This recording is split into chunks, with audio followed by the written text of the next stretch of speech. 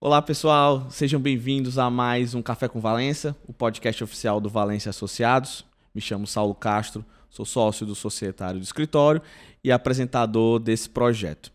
E hoje temos aqui o nosso convidado, a gente trouxe no episódio passado que vocês viram o Enio, que é sócio da Areia Leão, e dando talvez aqui a continuidade a esse papo tão gostoso de governança, de societário, do mundo empresarial, do mundo corporativo, a gente trouxe o Eliardo Vieira, sócio também, diretor da Areia Leão, membro de conselhos de administração de várias empresas que são referência, e eu não posso falar o nome por questão de sigilo, mas, amigo, a gente já teve a oportunidade, pessoal, só para um detalhe. O Eliardo também é egresso, assim como eu, de Big Four, né, que são 4 das maiores empresas de auditoria, serviço de consultoria do mundo. E a gente descobriu isso depois num papo, tipo, caramba, acho que eu te conheço. Verdade. A gente trabalhou junto e tal projeto. Então, amigo, obrigado por você ter vindo aqui nesse projeto que a gente tem do Valência. E hoje para falar de um tema, e a ideia aqui, como a gente conversou no off, é que esse papo seja bastante interativo. Então eu vou fazer uma pergunta aqui e a gente vai conversando. Vamos lá. Certo? Então, primeiramente, mais uma vez, obrigado por você ter vindo. Obrigado pelo convite, satisfação. E queria falar muito hoje sobre a questão de um papo que a gente gosta bastante, que é de fusões e aquisições, né? O termo lá de M&A, né? Merger Acquisitions, que é um mercado que ele está muito aquecido por uma série de razões. Para quem não conhece um pouco sobre isso, isso é a compra e venda de empresas, incorporações, estruturações e reestruturações societárias dentro de um grupo empresarial ou de players de um mesmo mercado, até de outros mercados, enfim, alguém está comprando alguém no mundo das empresas. Tá? Então, a gente tem cada vez mais visto que esse mercado está se aquecendo, passou por um momento de baixo um pouquinho lá atrás, Sim. E agora ele está em franca pujança. Então, amigo, queria que você, enfim, se apresenta e fala um pouquinho aí desse troço aí pra gente. Obrigado, Saulo, pelo convite. A todos os seus sócios e escritório, meu vizinho aqui, super reconhecido. A gente gosta muito de vocês. Bom, eu hoje há 4 anos estou na Areia Leão, né? Fiz uma carreira de quase 20 anos em Big Four e outras empresas que foram parte desse processo de consolidação do setor, que foi muito forte, né, na década de 90 e 2000. Sim. E hoje volto para minhas origens lá do começo, que é uma vertente muito mais econômica, muito mais financeira, com uma experiência, claro, contábil, tributária e tudo que essas empresas que você conhece dão, né? Sim. Enfim, bom, o mercado de M&A, eu gosto de ser um pouco didático, de olhar em 3 verticais, né? Três camadas. Você tem uma primeira camada, que é uma camada que é a camada que mede muito mais a temperatura do mercado, que são os grandes fundos de private equity, são grandes fundos de aquisições, são esses fundos de investimento e grandes investidores que olham esse mercado como uma oportunidade de fazer dinheiro. A gente chama aqui de investidor institucional. Perfeito. Esse pessoal que pensa no mercado de aquisição de empresa como um ativo, que ele tem o mercado americano como uma referência muito grande para esse tipo de mercado, para essa vertical, ele olha muito taxa de juros, né? Ele se compara muito com taxa de juros. Na hora que eu, ao invés de comprar uma empresa, colocar um pedaço dessa empresa para dentro e ter um retorno de 10, 15, 20% ao ano, e olho uma aplicação num título que eu não tenho nenhum tipo de trabalho, de contratar, de demitir, de gerir, de correr risco, geralmente esse dinheiro ele migra para renda, né? O tal do custo de oportunidade, né? Custo de oportunidade. Então esse pessoal ele cai para renda fixa e por aí vai. Então, no mundo em que você tem taxa de juros por conta de inflação muito alta, você tem um desaquecimento relevante do mercado de fusões e aquisições por conta de private equity. Aí você começa a ver essas casas de M&A indo para crédito, oferecendo dinheiro a juros, né?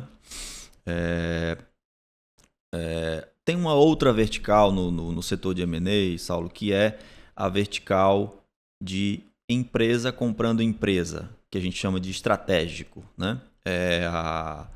a Apvida comprando operadoras, se bem que já compraram quase todo mundo, sobrou pouca gente, né? É a Arco comprando empresas do setor de educação e tecnologia. É a M. Dias Branco comprando empresas do setor de alimentos para se diferenciar e entrar para o mercado internacional. Para ficar aqui nas cearenses, né? Que eu também não estou falando nenhum segredo, porque isso está tudo, são empresas de capital aberto, estão divulgadas. Sim, perfeito. Esse mercado, ele é muito menos volátil à taxa de juros. Ele vai pela oportunidade e pela estratégia da empresa, tá certo?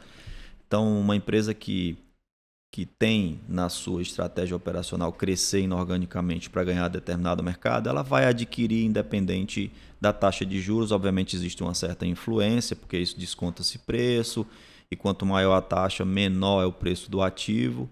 Desculpa se eu estou sendo muito técnico aqui para o ouvinte, né? Tá, não. Então, esse mercado ele continua ativo e é esse mercado que a gente transita. É esse mercado que a Areleão transita, é esse mercado que o Valência transita. E é esse mercado que a gente vê continua aquecido, continua com oportunidades de consolidação, muitas teses interessantes. E tem um terceiro mercado aí, que é o resto ali, né? Que é search founders, pessoal que gosta de pegar boas oportunidades, que é operações porque o sócio brigou, porque alguém está entrando, porque eu estou crescendo e preciso fazer uma estruturação que é juntar duas empresas em uma. Então, esse mercado também, que eu diria que é um mercado mais informal e menos estratégico, ele também continua muito ativo, né?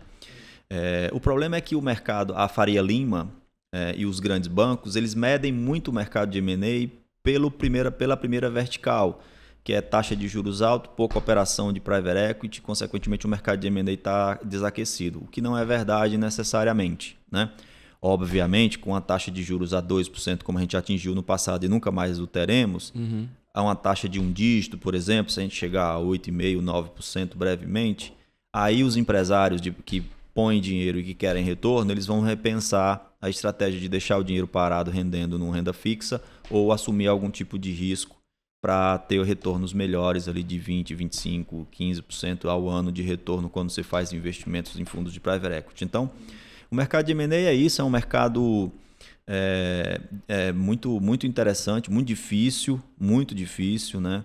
A gente costuma dizer que de cada 10 operações, uma é fechada e olhe lá. Então é um trabalho que tem muita gente que atua, muita informalidade ainda do nosso lado. Tem muito aventureiro, né? Tem muito aventureiro, gente que acha que é fácil. Mas é um mercado que vale a pena quando a gente faz boas transações. Coincidentemente, hoje a gente está assinando um cliente, uma operação muito importante que amanhã vai ser divulgada para o Estado, do setor de utilidades ali na região do Porto do Pecém, que tem a ver com hidrogênio verde. A gente tem operações da área de saúde que a gente se orgulha muito de estar tocando. A gente tem um mercado muito interessante que está ligado muito ao nosso propósito, ao que a gente quer fazer enquanto consultoria. E valores nossos. Tem duas coisas na tua fala que me chamaram bastante atenção, que eu acho que eu vou pegar aqui e usar para a gente caminhar na nossa conversa. Essas operações, a gente falou de alguns players cearenses, só ratificando aqui o que o Eliardo colocou, essas operações todas estão aí para você ver, são companhias de capital aberto, você consegue puxar toda a estruturação, o processo até no CAD, muitas vezes, enfim. E é muito legal para a gente, enquanto cearense, saber que tem vários segmentos onde as nossas empresas estão ali rampando uma ascensão cada vez mais nacional. Sim. E essas operações de M&A aqui no escritório, quando isso chega para a gente, dentro do societário, tem duas coisas que a gente tenta sempre ter como pilar e filosofia, que é a questão de cada 10 operações, uma é concretizada. Então, calma que tem toda uma jornada que a gente tem que passar, que muitas vezes isso fica pelo meio do caminho. Tá? E a segunda... por que o cara está fazendo aquela operação? Eu estou falando aqui de um ponto de vista de motivação. Né? Certo? Então, qual é a tua busca disso aqui? Não, eu estou querendo pegar aqui o buy side, quem está comprando uma empresa. O cara tem um know-how de alguma coisa, o cara tem uma experiência, tem um produto ali, algum segredo industrial que para mim é importante, ou então eu vou lá comprar aquele cara.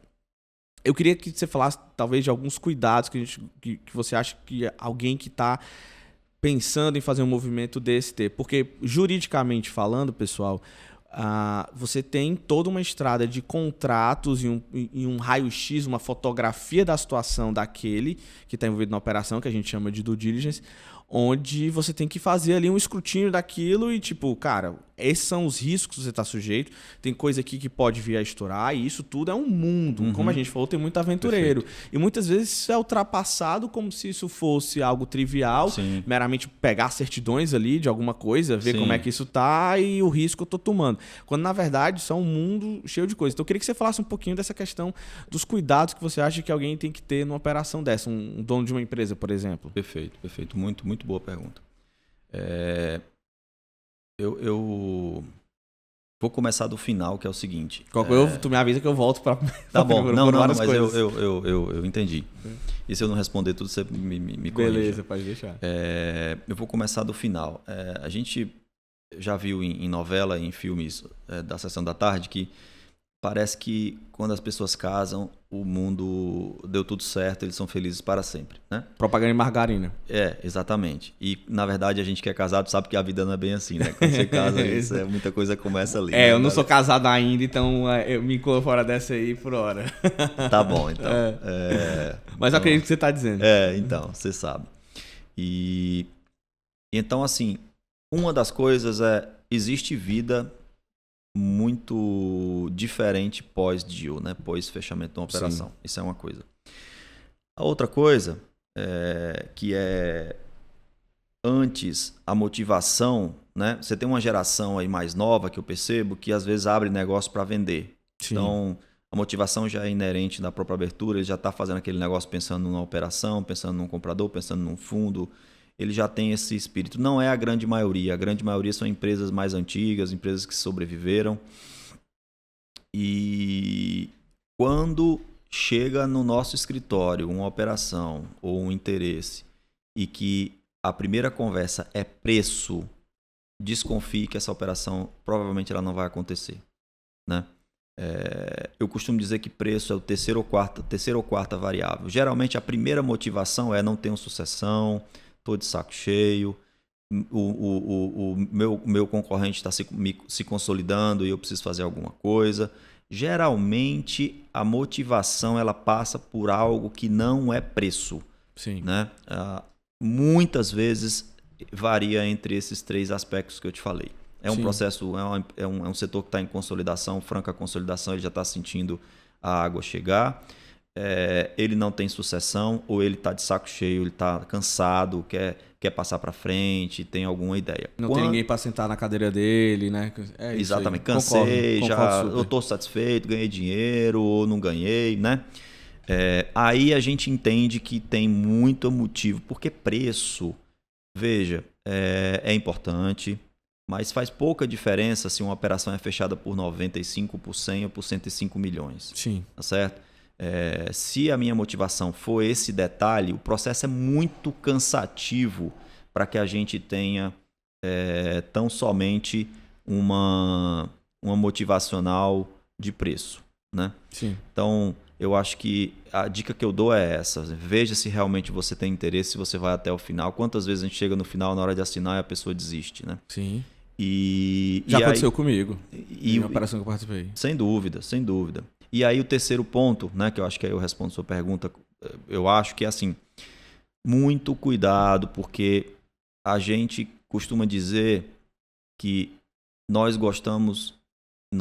tá na nossa missão, que é estar junto dos nossos clientes, ser o porto seguro dos nossos clientes em momentos decisivos. E assim, vender uma empresa é um momento relevante. Cuidado com quem você está se assessorando, né? Procure um bom advogado, procure a Valença.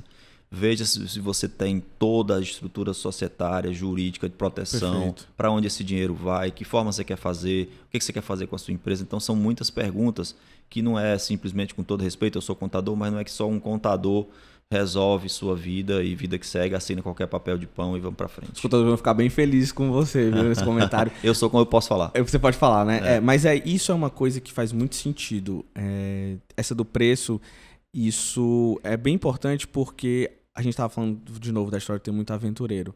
Já aconteceu de chegar aqui no escritório, às vezes, operações malucas. Do nada o cara é abordado por um suposto intermediário ali. Aí, não tem que fazer a operação rápido, vai ser um depósito. Geralmente é um cara, pessoa física, que está querendo pagar muitos milhões, 30 milhões de euros, geralmente é moeda estrangeira. Bitcoin já aconteceu também.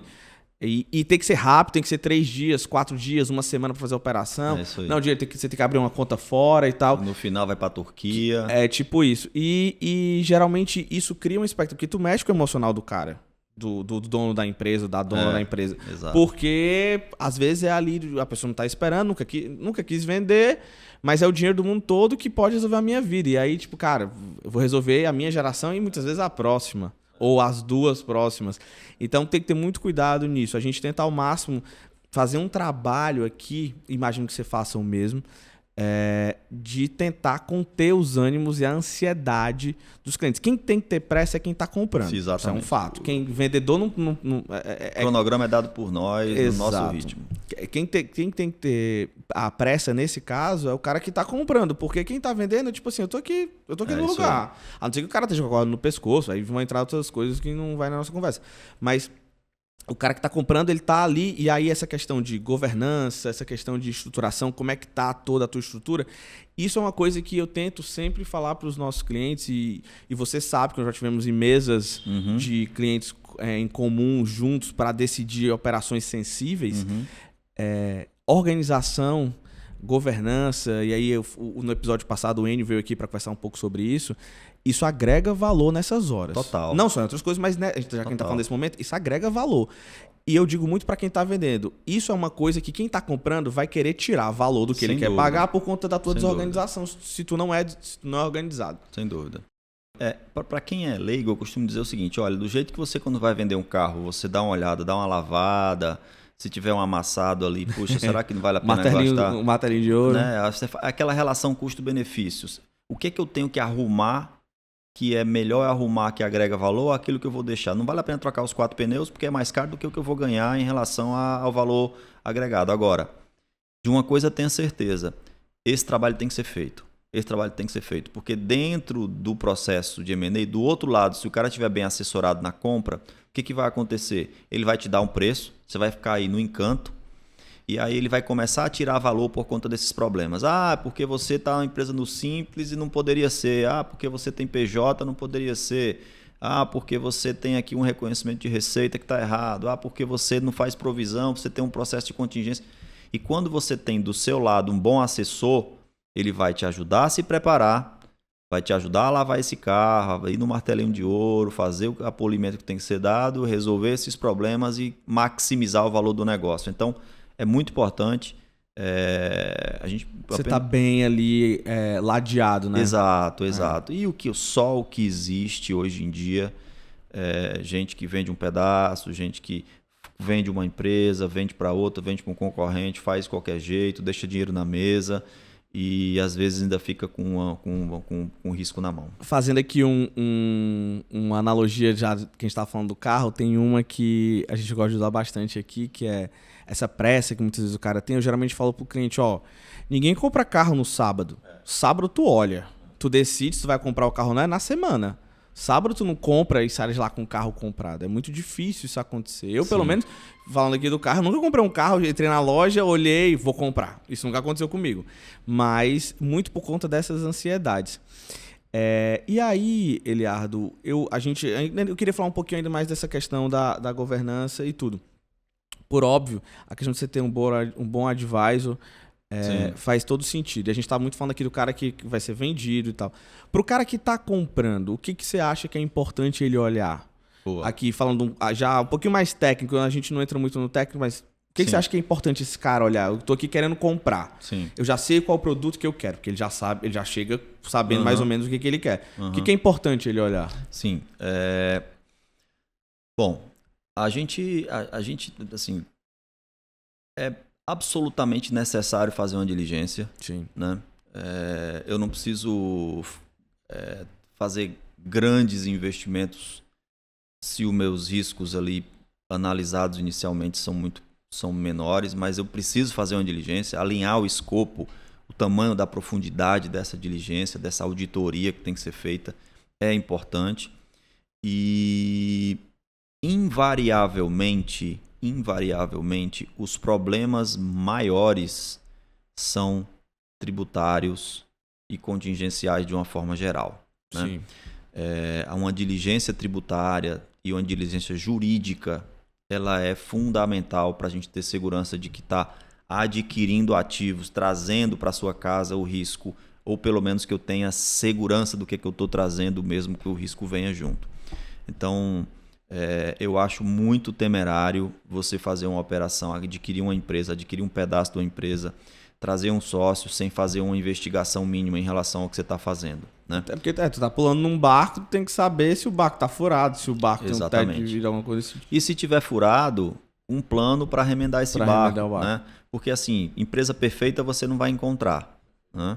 Mas saber onde eu estou entrando, saber como eu vou remediar esses problemas, esses riscos é fundamental.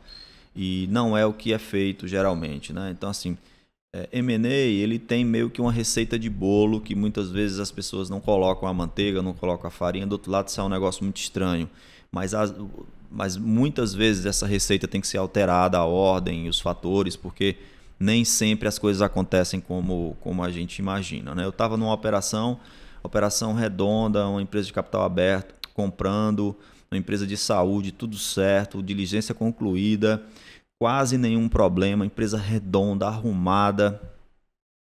O sócio se casa e pega um avião e falece dentro do avião.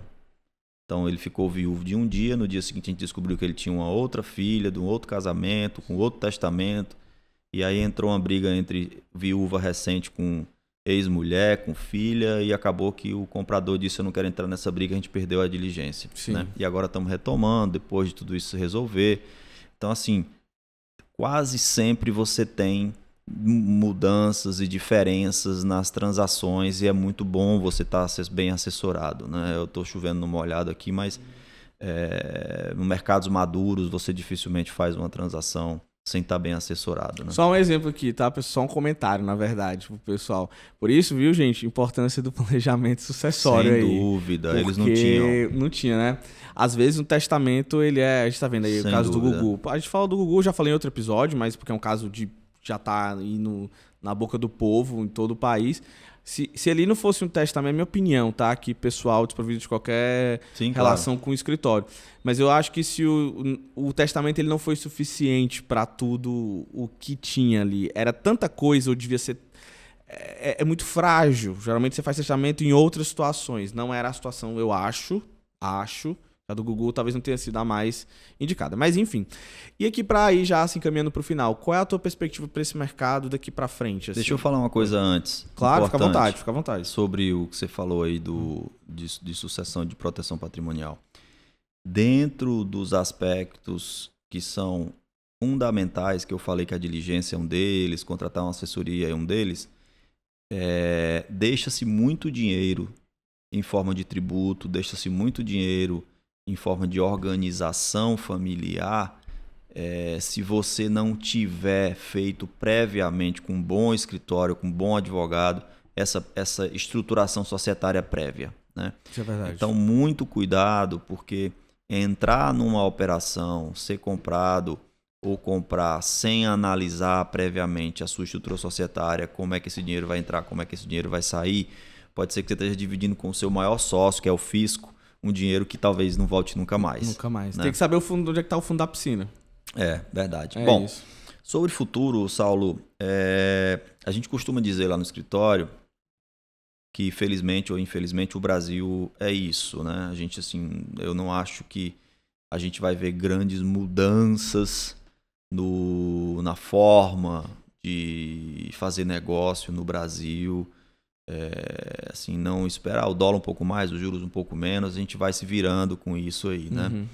Vai ter uma reforma tributária que talvez mude significativamente algumas bases, mas não acho que mude muito o nosso mercado, né? E eu acho que o futuro ele tende, né, se não tiver nenhum cisne negro, nenhuma pandemia, nenhum movimento estranho, não, já basta uma, cara. democrático aí no Brasil, ele tende a melhorar, porque a Sim. tendência da taxa de juros, embora a gente tenha segurado um pouquinho agora essa queda, no Banco Central se pronunciou que ele parou o corte, Sim. até que haja uma nova eleição, né? Uma estruturação melhor do arcabouço fiscal, da estrutura fiscal do Brasil, né? Que a gente tenha mais responsabilidade fiscal. A tendência da taxa de juros é reduzir um pouco, a tendência da taxa de juros americana também é se manter, mas também reduzir um pouco. Isso deve migrar um pouco para tirar o dinheiro de fundos e de crédito e de renda fixa e caminhar um pouco para M&A. Então, eu acho que... E o Ceará também, dentro dessa... Talvez é provável que o hidrogênio verde pegue. Então, a economia em torno da gente aqui deve se beneficiar um pouco. Não acho que seja muito rápido ou que seja muito. Sim. Mas a tendência é o mercado melhorar. Agora, o que eu acho?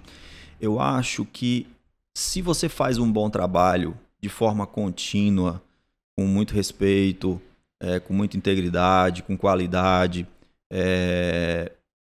você fica menos dependente do mercado, né? Vocês são um exemplo disso. É um escritório relativamente novo, né? Um escritório que tem décadas aí, mas já é um escritório relativamente novo. Em comparação com o Pinheiro Neto, a gente é bem novo. Né? Então, assim, 20 anos, 21. Pois é, a gente tem 18. Então, assim, a gente tá meio ali, um é maior e o outro já vota, né? Tem, assim, o outro, exato. O outro já pode viajar sozinho. Pode viajar sozinho. Então, são escritórios novos, mas que vão fazendo um trabalho consistente, vão tendo cuidado com o seu cliente. Eu acho que se isso acontecer, a gente fica... Obviamente o mercado manda, mas a gente fica menos volátil ao mercado e consegue mostrar serviço independente do tamanho desse mercado. Não, legal. Aqui no escritório tem sido... Nós fechamos os números da nossa área esse semana, enfim, estamos fechando aí o primeiro semestre. Foi o carro-chefe do societário do escritório. Olha a área só, de M&A parabéns. tem bombado aí. Muito bom. E fico muito feliz. Queria... te agradecer mais uma vez. Ficaria aqui 3 horas só falando sobre esse assunto. Deixamos de falar cara. Muita coisa porque não tem tempo. Não tem tempo, eu tenho que respeitar aqui o que diz a minha produtora. Muito bem. Então eu queria te agradecer. De novo, vocês são uma referência regional no que vocês fazem. Naturalmente, sempre que a gente está sempre falando sobre um pouco disso de vocês, é o primeiro que surge. Então, obrigado. Que você volte mais vezes. Quero depois fazer um lá pra frente, você e o Enio juntos, para poder a gente depois fazer um feedback do que a gente conversou aqui separadamente. E, enfim, as portas estão sempre abertas e te agradecer. Obrigado, Saulo. Muito obrigado. Passa muito rápido, conversa boa. Espero que o público tenha entendido. Desculpe qualquer linguajar muito técnico aqui. Estou à inteira disposição de vocês, todo o seu corpo de sócio. Fico muito feliz em estar aqui.